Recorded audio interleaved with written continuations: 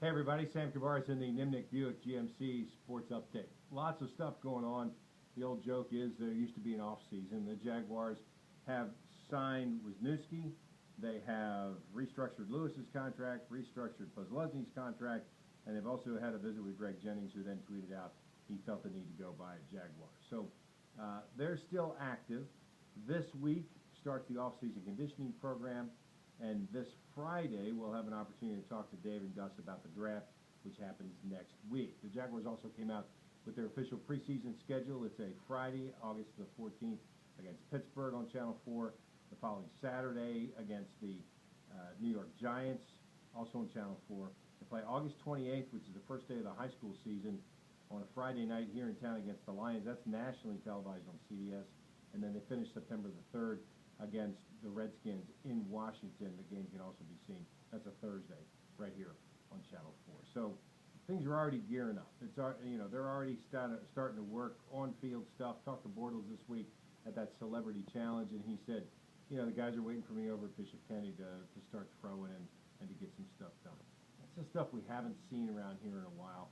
And Blake told me that it was so much better in this offseason to just be able to concentrate, as he called it, on quarterback things instead of how fast can I run a 40 or what kind of broad jump can I do. He certainly is the draft pick that even in retrospect the Jaguars should have taken with the third pick. Everybody looks, they do these things where they look back and they go, okay, after the rookie year, who should they have actually picked? Everybody still says the Jaguars should have taken Bortles, and that's exactly right. We'll continue to update you on that as well. Players is coming up. Talked to Matt Rapp this past week. New stuff at 16, new stuff at 10. All this for what you might call a general admission ticket. But there is no such thing as a non-special ticket there any longer. Lots of places you can go, really interesting things. They're going to create some higher-end stuff as we move forward. But right now, if you have a ticket to the Players, you're going to be treated to an awful lot of good things. They'll be closed again on Monday, and they'll begin May the 4th and run through Mother's Day there as well. Armada have been off. They'll be playing here very soon. Suns are in this long homestand.